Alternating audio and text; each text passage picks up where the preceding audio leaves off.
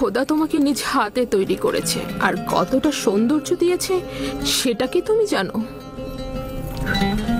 রাজমহলের তত্ত্বাবধায়ক হানিফারকে ডেকে আনা হোক।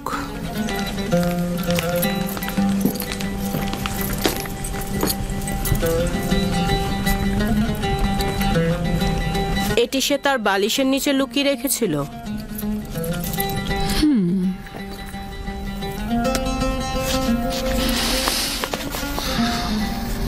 আমার বানু, এটা ইউজারশিপকে কেনার সনদ। শামুন নামের একজন ইউজারশিপকে মালিকের নিকট বিক্রয় করেছেন। এটা তো রাজমহলে থাকা উচিত, তোমার কাছে নয়। আপনি যা ভালো মনে করেন।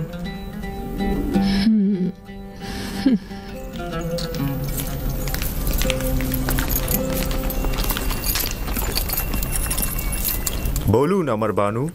ইউজারশিপকে তোমার কাছে অর্পণ করলাম। আমি চাই তাকে যথার্থ প্রশিক্ষণ দেয়া হোক। রাজমহলের চালচলন এবং আচার ব্যবহার তাকে শিক্ষা দেয়া হোক।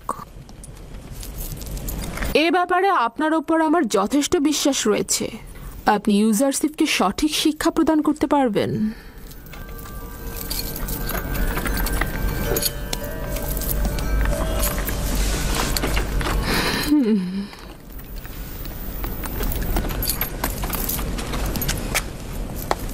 দেখে কিন্তু মনে হচ্ছে না সম্মান প্রদর্শনের এই ভঙ্গি সে উপভোগ করছে।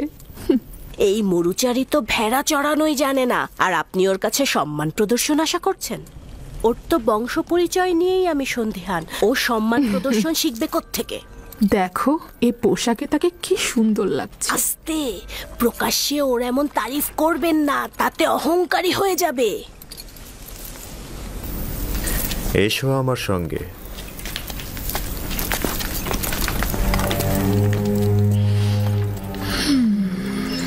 এতক্ষণ যে কামরাটিতে ছিলে সেটাতে বানু জুলেখা ও পুতিফারের একান্ত লোকজনই আসতে পারে। যখন তখন যে কেউ এই কামরায় ঢুকতে পারে না। এই কামরায় প্রবেশ করতে হলে তাকে অবশ্যই 7টি দরজা অতিক্রম করতে হবে। এই 7টি দরজা শক্তভাবে তালাবদ্ধ থাকে, আর তালাবদ্ধ অবস্থায় যে কেউ চাইলেই সেখানে প্রবেশ বা বাহির হতে পারে না। আর এই দরজাগুলোর চাবি শুধুমাত্র বানু জুলেখার কাছেই সংরক্ষিত থাকে। এই জায়গাটি হচ্ছে আমাদের রাজমহলের সবচেয়ে দৃষ্টিনন্দিত স্থান, আর এইখান থেকেই আমাদের প্রিয় মিশরের নীলনদ পর্যবেক্ষণ করা যায়। আর ওই পশ্চিমে মৃত ব্যক্তিদের দুনিয়াও দেখা যায় এখান থেকে। এসো আমার সাথে।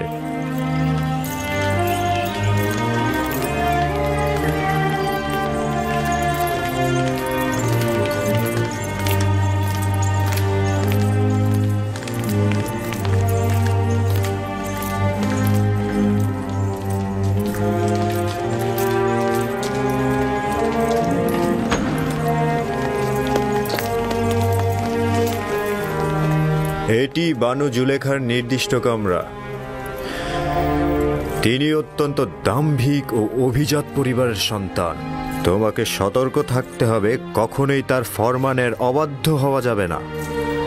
চলো যাই।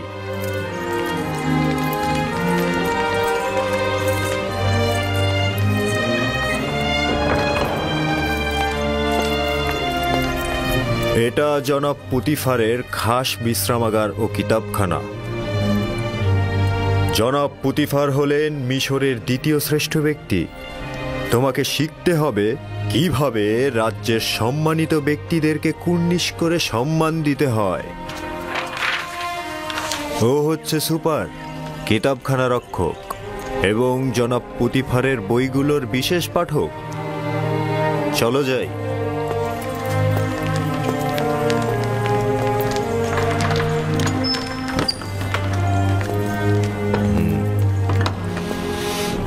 এই কক্ষটি হচ্ছে জনাব পুতিফার ও বানু জুলেখার আহার কক্ষ।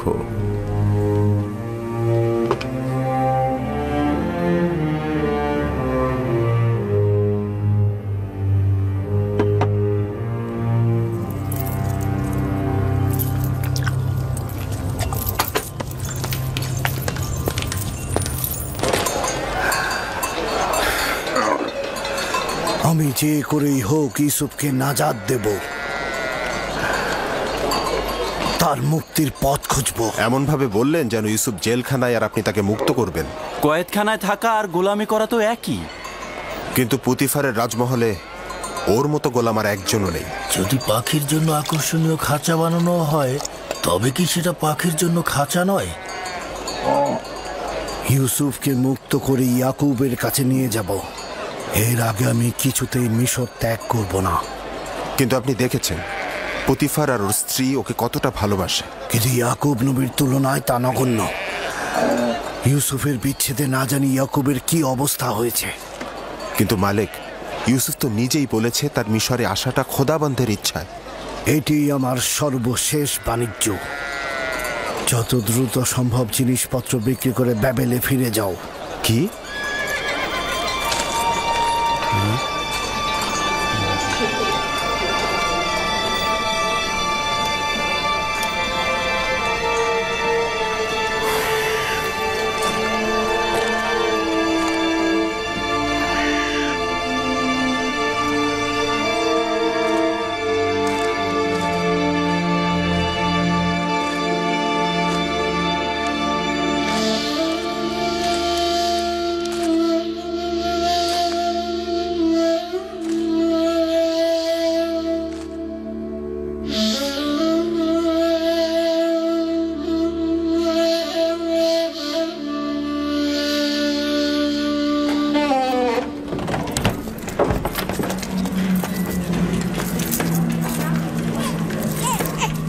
এটি খেদমতদার ও গোলামদের থাকবার জায়গা।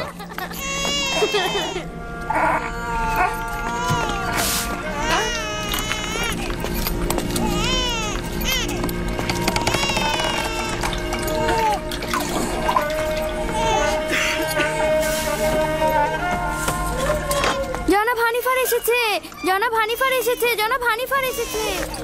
এরা সকলেই জনাব পুতিফারের রাজমহলের খেদমতদার। এরা মহলের বিভিন্ন অংশে কাজ করে থাকে। কেউ কেউ প্যাপিরাসের খামারে কাজ করে, আবার কেউ কেউ তুলা চাষও করে।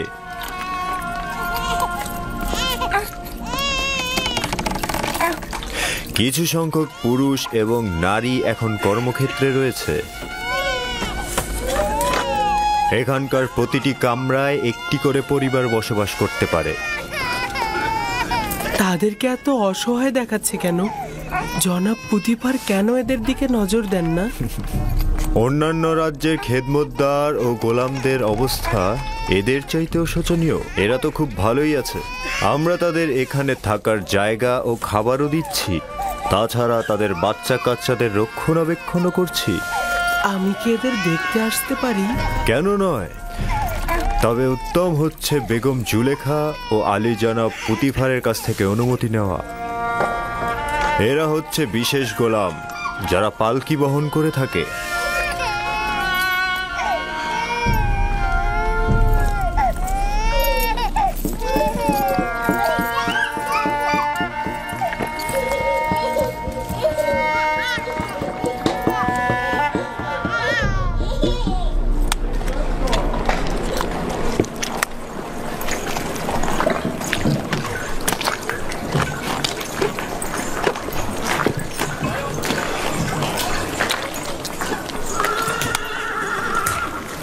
এখানে প্যাপিরাস থেকে লেখার কাগজ তৈরি হয়। আলী জনাব হানিফার ওপর দরুদ বর্ষিত হোক। এটা প্যাপিরাসের কাগজ, এটাতেই লেখা হয়। আমরা লেখার জন্য পশুর চামড়া ব্যবহার করতাম। এটা কিন্তু পশুর চামড়া থেকেও উত্তম। তুমি কি লিখতেও পারো? যিনি আমাকে সৃষ্টি করেছেন তিনি লেখা শিখিয়েছেন। বাহ, বেশ ভালো। একজন গোলাম যদি লিখতে জানে সেটা মালিকের জন্য নিয়ামত স্বরূপ। তুমি কার কাছ থেকে শিখেছ বললে? আমার মালিকের কাছ থেকে। তিনি সব ভাষাই জানেন। খুব ভালো, চলো যাই, ওই দিকটা দেখাই।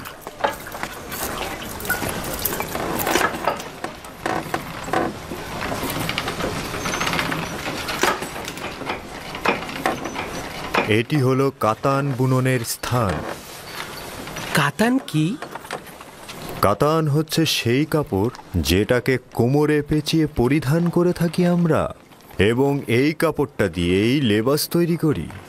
সবচাইতে মোলায়েম যে কাতানটি তৈরি করা হয় সেটার নাম কাতানে সালাতানাতি। শুধু রাজমহলের বাসিন্দাদের জন্যই এ কাতান তৈরি করা হয়। বানু জুলেখার আকর্ষণীয় যে কাতানগুলো আছে সেগুলো এখানেই তৈরি হয়। চলো যাই।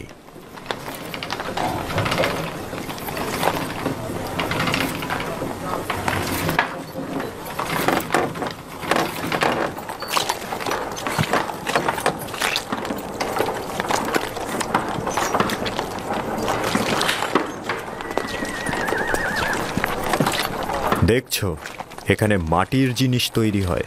আলী জনাবের উপর দরুদ বর্ষিত হোক। সেদিন ঘোড়ার গাড়ির সঙ্গে লেগে পানি সরবরাহের কিছু পাইপ ভেঙে গেছে, সেগুলো বদলে ফেলবে। এই রকম হলে চলবে তো? হ্যাঁ হ্যাঁ, দ্রুত করবে। ঠিক আছে, চিন্তা করবেন না, সব সময় মতন হয়ে যাবে।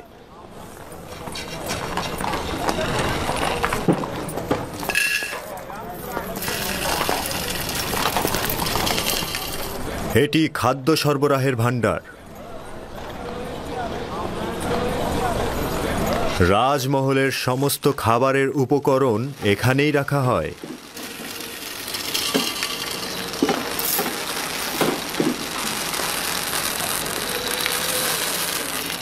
তোমার মন কোথায় পড়ে আছে? ঠিক মতো কাজ করো।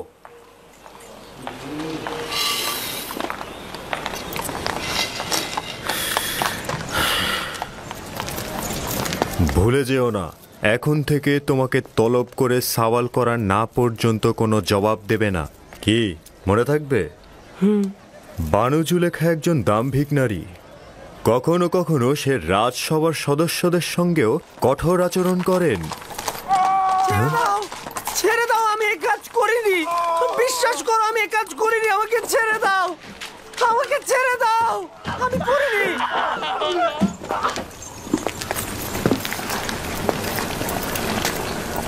এটি রাজমহলের রান্নাঘর। বিভিন্ন ব্যক্তিদের জন্য এখানে হরেক রকমের রান্না করা হয়। গোলাম ও খেদমতদারের জন্য আলাদা খাবার, দায়িত্বশীল ব্যক্তি ও তত্ত্বাবধায়কদের জন্যও আলাদা খাবার, এবং জনাব পুতিফার ও বানু জুলেখার জন্য স্বতন্ত্র খাবার তৈরি করা হয়। কেন অনেক রকম খাবার তৈরি করা হয়? সকলের জন্য একরকম খাবার তৈরি করলেই তো হয়।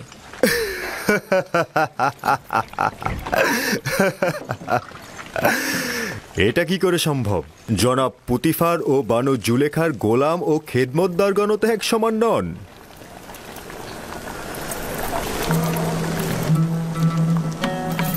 ও হচ্ছে ইউজারশিপ। এখন থেকে ইউজারশিপই তোমাদের খাবার বন্টনে সহায়তা করবে। ও একজন অক্ষর জ্ঞান সম্পন্ন বালক। তালিকা অনুযায়ী হিসেব করে ও খাবার বন্টন করবে। এতে করে আমাদের খাবারের হিসেব ঠিক থাকবে।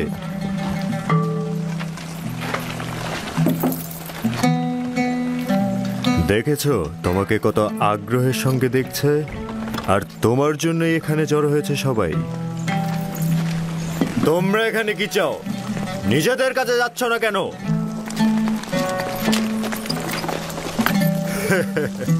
কাজে মন দাও। চলো ইউজারশিপ।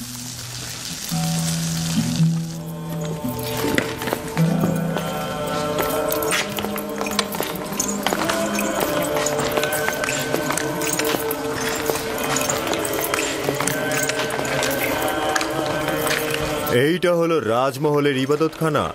জনাব পুতিফার ও বানু জুলেখা এবং রাজমহলের ব্যক্তিরা এখানে ইবাদত করেন। আমরা নিজেদের খোদাকে এখানে সংরক্ষণ করে রাখি। তার মানে আপনাদের খোদার থাকার জন্য বসবাসের জায়গা দরকার? অবশ্যই দরকার। খোদাকে তো আর খোলা আকাশের নিচে রোদ বৃষ্টিতে রাখা যায় না।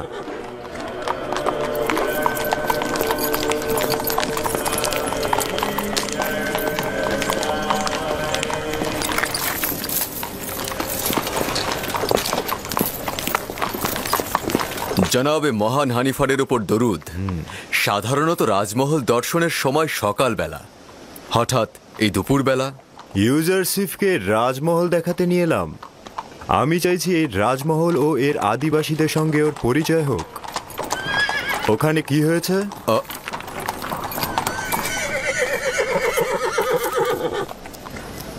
রাজমহল থেকে জোহর চুরি হয়েছে। এরা সকলেই রাজমহলের অভ্যন্তরীণ পাহারাদার। কেউ স্বীকার করছে না, কিন্তু একজন আরেকজনকে দোষ দিচ্ছে। তাই নাকি? চলো দেখছি ব্যাপারটা।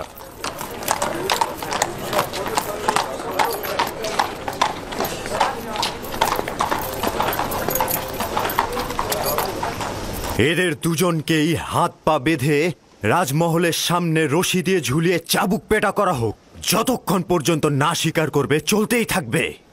আমাকে ছেড়ে দিন, আমি এই কাজ করিনি, আমি এই কাজ করিনি। চিৎকার করবে না, যা বলার একজন করে বলো।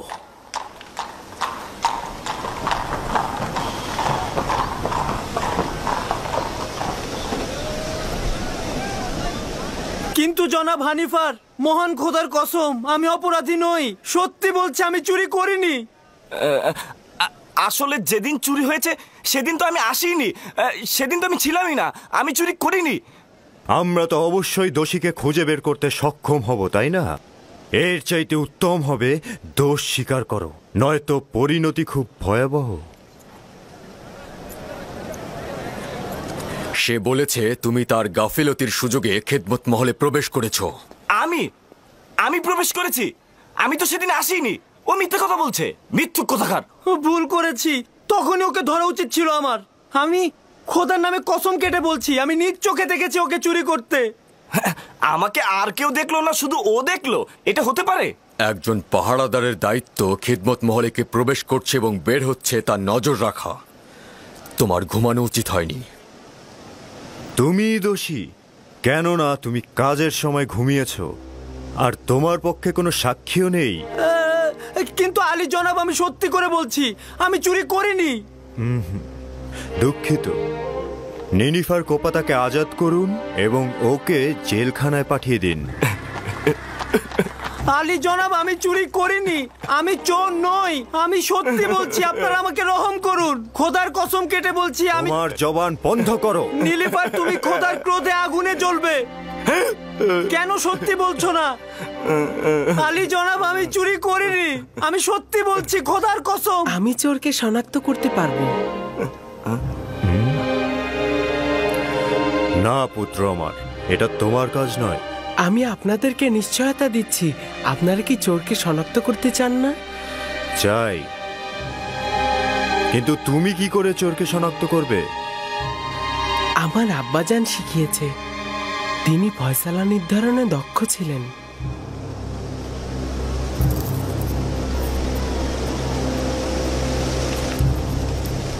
নিশ্চয়তা দিচ্ছ? জি জনাব হানিফার, চাইলে পরীক্ষা করুন। খুবই ভালো।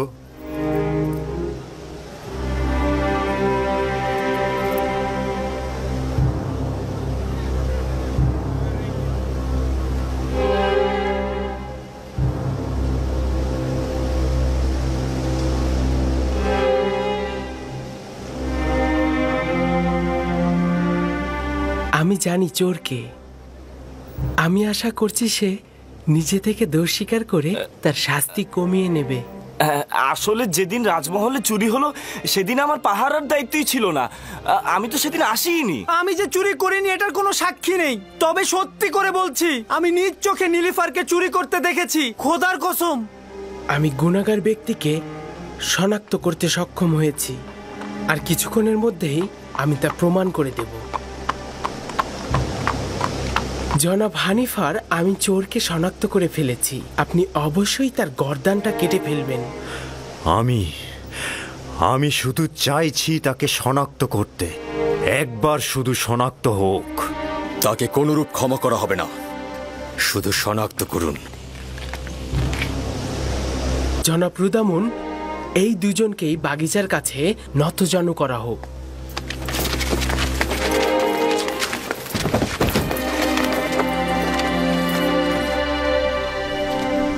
তাদের চক্ষু যুগল বেঁধে ফেলা হোক। রুমাল নিয়ে এসো।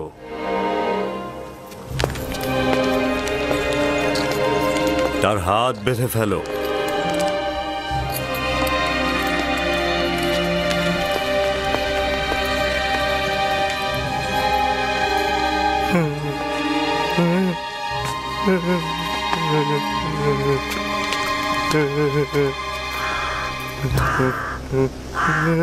আরো একবার চোরকে সুযোগ দিচ্ছি, তুমি নিজে থেকে দোষ স্বীকার করো, শাস্তি কম পাবে।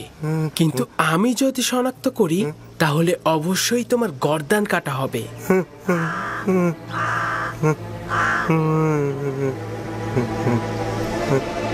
সেই চোর, আপনার তরবারি বের করুন।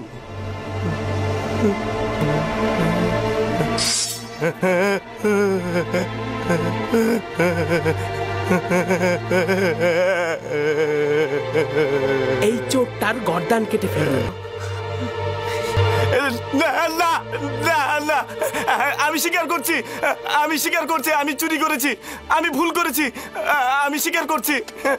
জনাব রুদামুন, আমি স্বীকার করছি, আমি চুরি করেছি। তুমি নিজেও চিন্তা করনি যে এত তাড়াতাড়ি স্বীকার করবে। সাবাস ইউজারশিপ, সাবাস। তাকে নিয়ে যাও।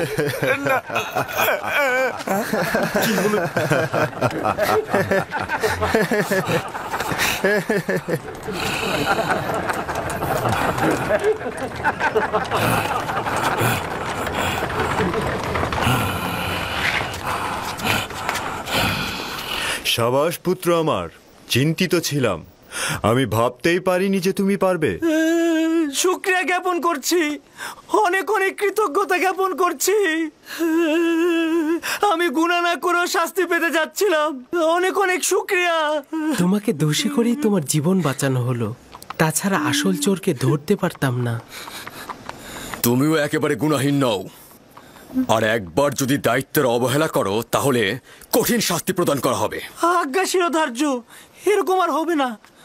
শুকরিয়া, শুকরিয়া। খুবই ভালো পুত্র আমার, চলো যাই, আমার সঙ্গে এসো।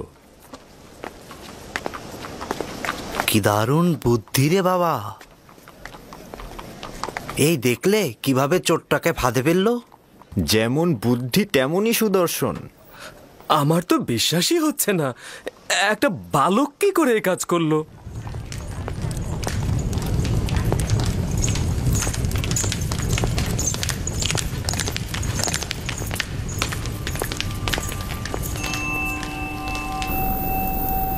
সে তো ভেবেছিল আমরা তার শিরচ্ছেদ করছি, সঙ্গে সঙ্গে সে তার জায়গা থেকে উঠে দাঁড়ালো এবং গুনাহ স্বীকার করে নিল। সে তো ভয়ে বলতে থাকলো যে না না, শিরচ্ছেদ করো না, গুনাহ আমি করেছি, আমি চুরি করেছি, আমি আমার দোষ স্বীকার করছি। ইউজারশিপের এই চতুরতা দেখে সবাই তো একদম অবাক হয়ে গেল।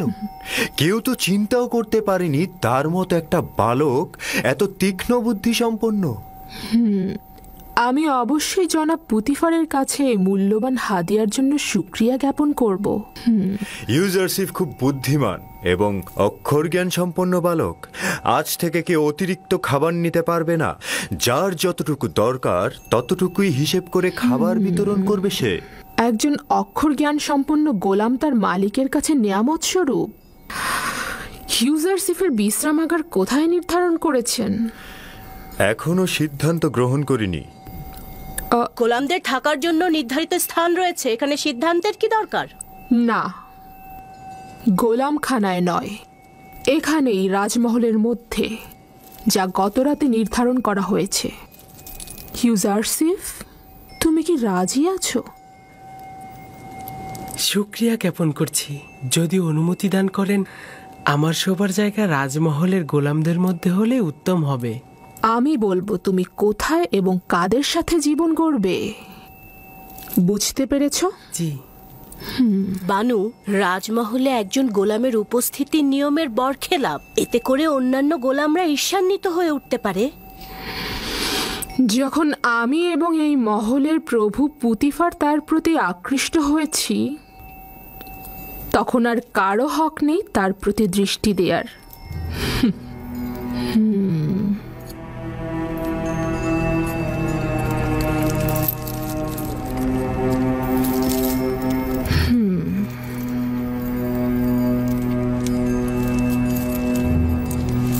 চলো।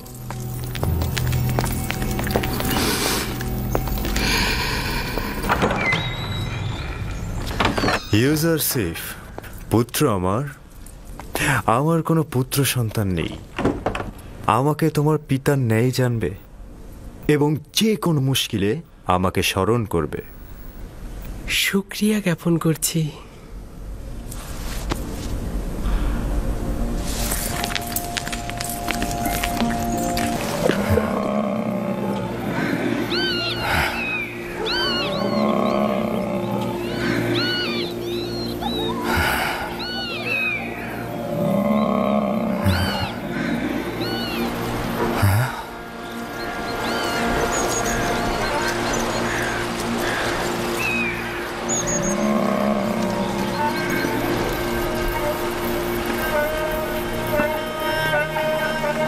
ওই যে দেখো, আব্বাজান আসছে।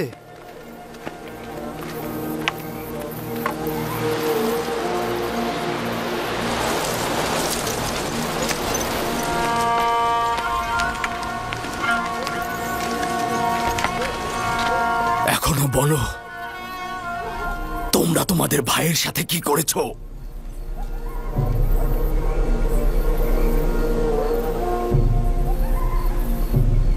কি হলো বলো?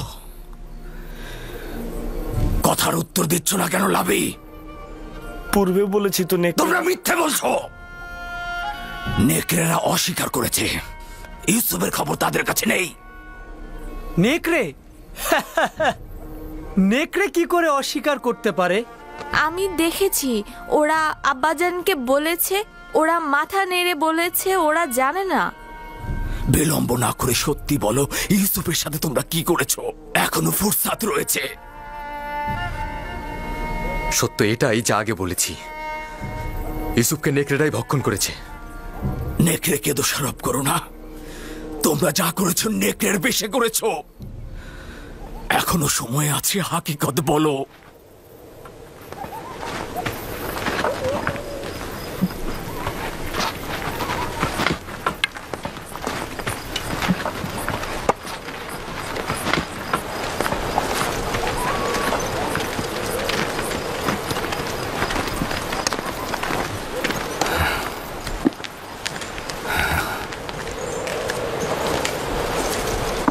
খোদা তারা সবাইকে তওবা পড়া ফুরসাত দেন না।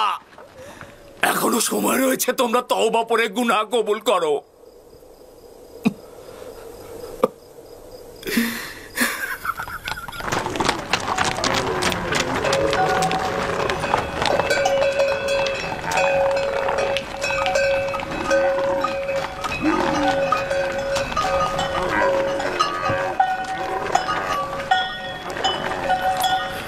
আপনার উপর দরুদ বর্ষিত হোক। আশা করি আবার দেখা হবে। খোদা হাফেজ। খোদা হাফেজ।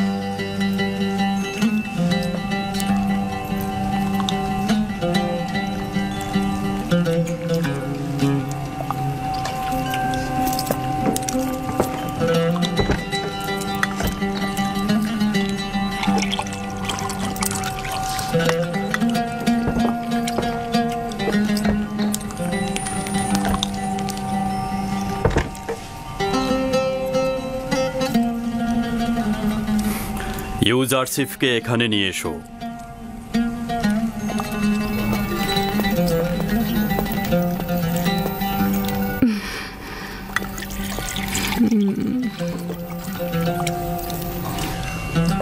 এতদিন তোমার সঙ্গে জীবনযাপন করে আমি উপলব্ধি করলাম যে আমি কখনো সন্তানের অধিকারী হব না। আমি তোমাকে জননীর নিয়ামত থেকে বঞ্চিত করতে চাই না। আমাদের খুব বেশি বছর হয়নি আমরা নিকাবন্ধনে আবদ্ধ হয়েছি, কে জানে ভবিষ্যতে আমরা সন্তানের অধিকারী হতেও পারি। পূর্বে থেকেই জনাব পুতিফারের প্রতি আমার ভালোবাসার সন্তান না থাকার কারণে নয়, বুঝতেই পারছেন। তোমার মহব্বতের প্রতি আমার বিন্দুমাত্র সন্দেহ নেই। আমি ইউজারসিফকে ঠিক এই কারণেই তোমার কাছে অর্পণ করেছি। আমি জানি এরকম একটা সন্তান তুমি যদি পাও তবে তুমি এতে অবশ্যই আনন্দিত হবে। কোনো কিছুই আপনার মহব্বতের তুলনায় আমাকে আনন্দিত করবে না। ইউজারসিফকে আমি আপনার হাদিয়ার ন্যায় মহব্বত করব।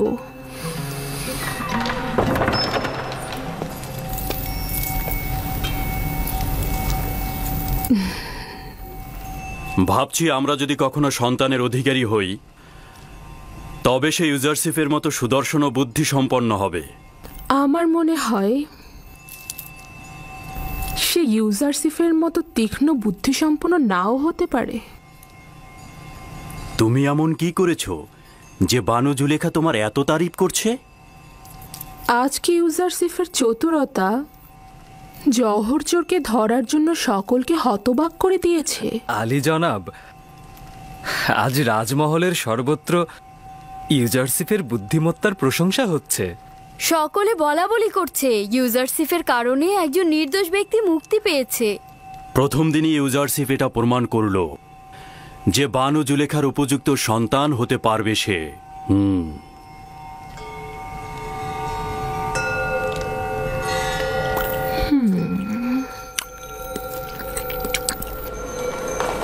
আমি নিজে শুনেছি ইউজারসিফকে সন্তান হিসেবে গ্রহণ করার সিদ্ধান্ত হয়েছে। তাই নাকি? জুলেখা কি সত্যি সত্যি সিদ্ধান্ত মেনে নিয়েছে? না, মুখে কিছু বলেনি, তবে রাজি আছে মনে হলো।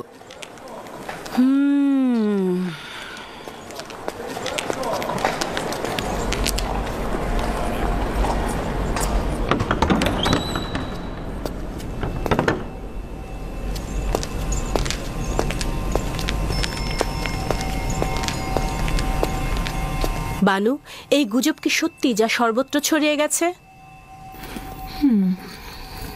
কি ইউজারসিফের সম্পর্কে? অনুমান করলাম ইউজারসিফই হবে। সন্তান হিসেবে ইউজারসিফকে গ্রহণ করার কি হাকিকত আছে? দারুণ নির্বাচন, তাই না? কিন্তু বানু, এটা তো মিশরের পারিবারিক ঐতিহ্য ও আইনের বরখেলাপ। ইউজারসিফ একটা অপরিচিত নিচু বংশের সন্তান এবং সে আপনার সাথে একেবারেই বেমানান। কি করে সে সম্মান পেতে পারে? আমার সন্তান হওয়া মানে কিন্তু সেই নাম যশ সবকিছুর অধিকারী হওয়া। কিন্তু তার ঈমান সম্পর্কে কি বলবেন আপনি? আর কি করে বুঝবেন যে সে আমুন আর মিশরের আইন বিরোধী হবে না? আজব কথাবার্তা বলছো। নাজুক এবং নমনীয় চারা গাছকে খুব সহজেই আকৃতি পরিবর্তন করানো যায়। আশা করি সিদ্ধান্তটি আবার ভেবে দেখবেন। এটি মঙ্গলজনক নয়। আমি নিজ সিদ্ধান্ত গ্রহণ করেছি। তোমাকে যেটা বলা হয়েছে তুমি শুধু তাই করবে, বোঝা গেল? তাহলে একটু শুনুন, শেষ কথাটা বলি। আমি আজ আমুন মন্দিরের একজন ধর্মযাজকের কাছে গিয়েছিলাম এবং তাকে ইউজারসিফের বর্ণনা দিয়েছি। শুনবেন কি বলেছে সে? সে বলল এই বালক জুলেখার দুশ্মন। সে হবে জুলেখার জীবন নাশকারী এবং আপনার খোদা থেকে আপনাকে দূরে সরিয়ে দেবে। সে আপনাকে বিভ্রান্ত করবে এবং ধর্মযাজকের মতে আপনি ভিন্ন খোদার পূজারী হবেন। এই বেহুদা কথাবার্তা বলার অর্থ কি? তুমি কি বলছো? সে কেবলই একজন বালক, তাকে আমার মতো করে যেমন ইচ্ছা তেমন করে গড়ে তুলতে পারবো। আগামীকাল থেকে তাকে সজ্জিত করে আমার কাছে নিয়ে আসবে। তাকে মিশরের জনগণের আদব কায়দা নিয়ম কানুন সম্পর্কে অবগত করব। তুমি আমাকে সাহায্য করবে। আমার সকল চিন্তা আপনার জন্য, কিন্তু আপনার ইচ্ছা যদি এরকমই হয় তাহলে ঠিক আছে। তবে আমাকে কিন্তু পরে কিছু বলতে পারবেন না।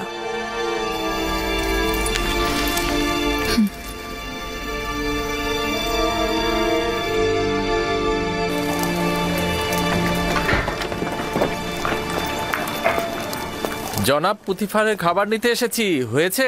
ইউজারসিফ না আসা পর্যন্ত খাবার দেওয়া হবে না। ইউজারসিফকে খাবারের দায়িত্ব দেওয়া হয়েছে। ইউজারসিফ খুব ভাগ্যবান একটা ছেলে।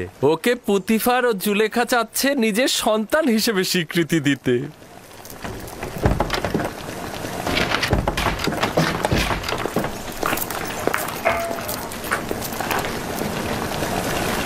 রাজমহলের লোক সংখ্যার পরিমাণ এতে দেয়া আছে। ইউজারসিফ নাও। ও যাকে যতটুকু খাবার দিতে বলবে সেই মোতাবেক খাবার বিতরণ করবে।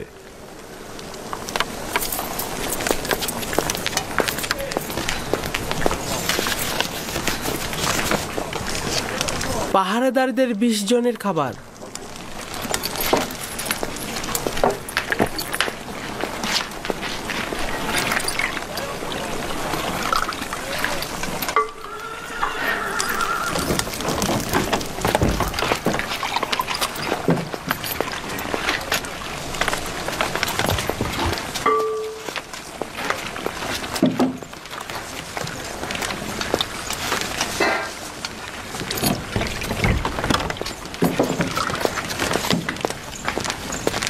পুরোহিত 20 জন। ইবাদতখানায় পুরোহিতের সংখ্যা 5 জন, তবে 20 জন কেন? ইবাদতখানার খোদার কি খাবারের প্রয়োজন নেই? তার মানে তোমাদের খোদাও কি খাবার গ্রহণ করে? না, খাবার খায় না, কিন্তু তার সামনে কি খাবার দেওয়া উচিত নয়, যাতে বান্দাদের খাবারের বরকত বাড়ে? ভালো কথা। খোদা বরকত দান করার পরে এই খাবারগুলো কারা গ্রহণ করে? খাবারগুলো খোদার বরকত দেবার পর ওইখানে থাকা খোদার ইবাদতকারী আর আমরা খাদেমরা খেয়ে থাকি। এইভাবেই পুরোহিতরা অন্যদের থেকে 4 ভাগ বেশি খেয়ে থাকে। হ্যাঁ, আর এই কারণেই পুরোহিতরা এত মোটা হয়ে থাকে। পুরোহিতগণ ও ইবাদতখানার খেদমতকারীগণ এই জন্যই খোদার বরকতে অধিকতর মোটা হচ্ছে। আর এই কারণেই রাজমহলের অনেকেই খাবার পায় না। ভালো বলছো। আর এভাবে খোদা যদি বরকত না দেন তাহলে ওরা শুকিয়ে যাবে। ভাগ্যিস খোদা তালা খায়, না খেলে তো কি অবস্থা হতো।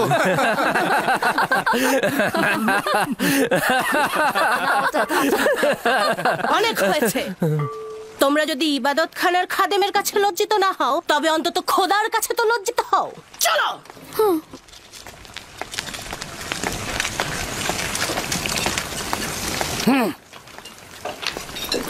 দেখবে উনি গিয়ে ইউজারসিফের নামে ষড়যন্ত্র করবে। এখানে ইবাদতখানার পুরোহিত ও খেদমতদারের সংখ্যা 5 জন উল্লেখ করা হয়েছে। এর বেশি খাবার দেওয়া উচিত হবে না। এসব নিয়ে তোমাকে মাথা ঘামাতে হবে না, আমরা সব সময় 20 জনের খাবার নিয়ে থাকি।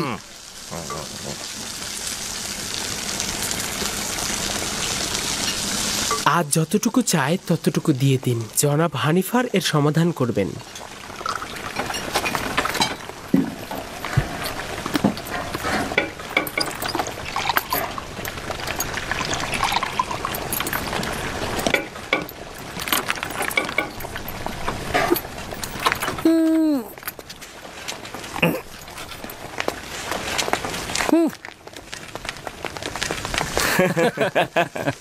খোদার নামে খাবারগুলো পুরোহিতদের পেটেই যায়। কিন্তু এটা নিয়ে এখন পর্যন্ত কেউ প্রতিবাদ করেনি। সাবাস পুত্র, সাবাস পুত্র, সাবাস সাবাস। সেদিন নীলিফার আচ্ছা মতো অপদস্থ হয়েছে, আজ হলো খাদেমরা। বাপরে বাপ, সেই দিন নীলিফার কুপ্তাকে যেইভাবে চোর প্রমাণিত করলো। বালকটি সাহসী ও বুদ্ধিমান। এই হানিফার আসছে। কি ব্যাপার, কি করছো ইউজারসিফ? কোনো মুশকিল হয়নি তো আবার? না আলী জনাব, ওর সাথে ইবাদতখানার খাদেমদের বিরোধ হয়েছে। খাদেমদের অতিরিক্ত খাবার নেয় ও আপত্তি জানিয়েছে। কারি মামাও তখন এখানে ছিল। আমার মনে হয় পুরোহিতগণ এবং কারি মামা এই বালকটির বিরুদ্ধে ষড়যন্ত্র করবে।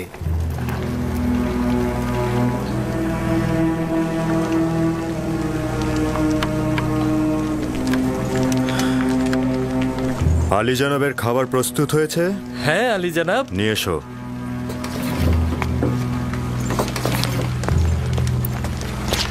তুমিও এসো ইউজারসিফ। সবাইকে তালিকা অনুযায়ী খাবার বিতরণ করবে ইউজারশিপ না আসা পর্যন্ত। এসো।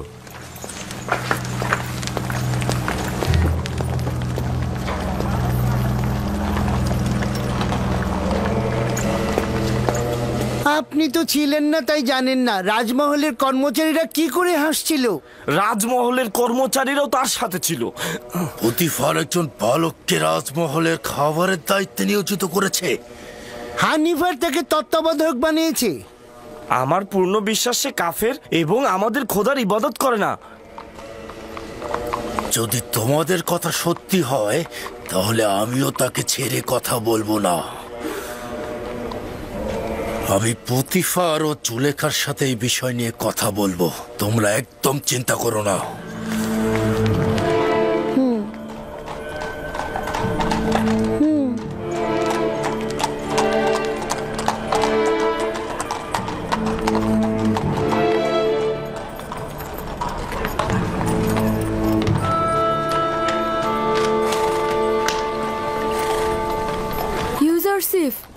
ইউজারশিপ, তোমার সঙ্গে কথা আছে। মেনিসাপু, কি হয়েছে? এখানে কি করছো? তুমি আমাদের খোদার ইবাদত করো না কেন? তুমি কি কাফের? তোমার উদ্দেশ্যটা কি? পুরোহিত মেঙ্গি পুরোহিত খুপুকে বলছিল যে তুমি নাকি কাফের, আর এটা যদি প্রমাণিত হয় তবে তারা তোমাকে জীবিত রাখবে না। যদি আমার খোদা না চায় তাহলে কোনো কিছুই হবে না। তার মানে কি তুমি সত্যি সত্যি কাফের? তোমাকে নিশ্চয়তা দিচ্ছি আমি কাফের নই, আমি খোদার ইবাদতকারী। তার মানে কোন খোদা? তোমার খোদা, আমার খোদা, আমাদের সকলের খোদা। খুবই ভালো, যাক আমি শান্তি পেলাম। তুমি কি জানো খোদা তাআলা তোমাকে নাজাতের জন্য আমাকে পাঠিয়েছে? আমাকে কিছু বললে? না না, আমি নিজের সঙ্গেই কথা বলছিলাম। কিছু হয়নি, তুমি যাও। এসো আমরা খেলা করি। আচ্ছা ঠিক আছে, আমি আসছি।